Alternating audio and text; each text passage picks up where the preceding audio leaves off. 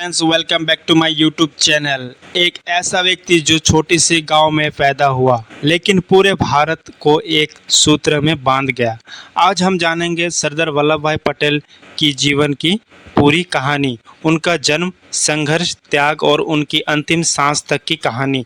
वो बातें भी जो स्कूल की किताबों में नहीं लिखी गई। वीडियो शुरू करने से पहले आपसे एक छोटी सी रिक्वेस्ट है, अगर आप हमारे चैनल पे नए हैं तो प्लीज़ हमारे चैनल को सब्सक्राइब करें और वीडियो को लाइक करें और हमारे साथ अंत तक जुड़े रहें। 31 अक्टूबर 1875 गुजरात के नदियाद गांव में एक किसान परिवार में पैदा हुए वल्लभ भाई पटेल।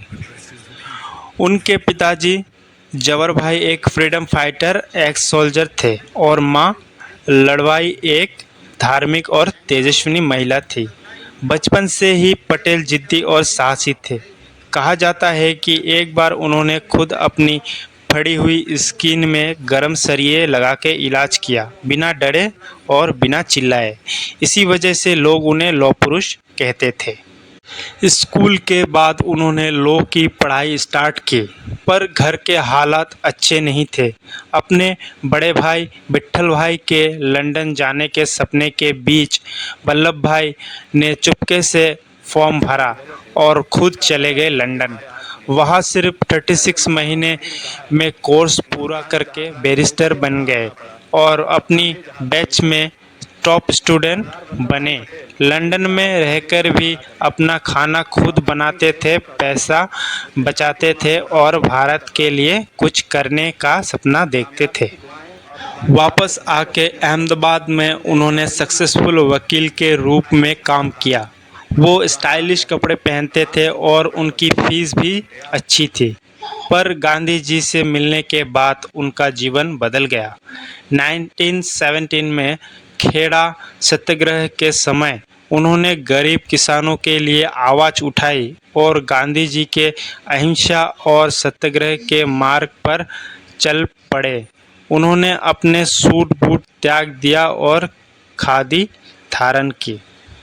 उन्होंने बर्दलय संग्रह 1928 में लीड किया, जहां उनके नेतृत्व में किसानों ने ब्रिटिश टैक्सेस देने से मना कर दिया।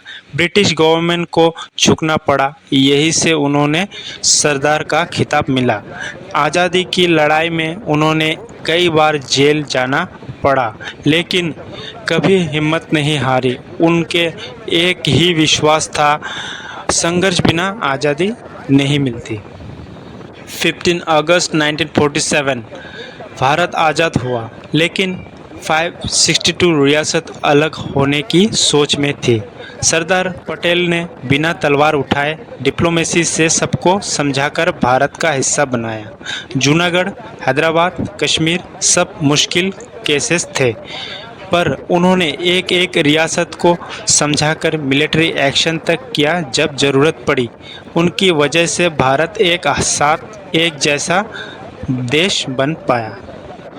कांग्रेस के 12 में से 15 प्रदेश कांग्रेस कमेटी पटेल को पीएम बनाना चाहते थे, लेकिन गांधी जी नेहरू का नाम रखते थे और पटेल बिना शब्द कहे पीछे हट जाते हैं। कुर्सी से बड़ा देश था उनके लिए। यह सेक्रीफाइस आज भी लोगों को रुला देता है।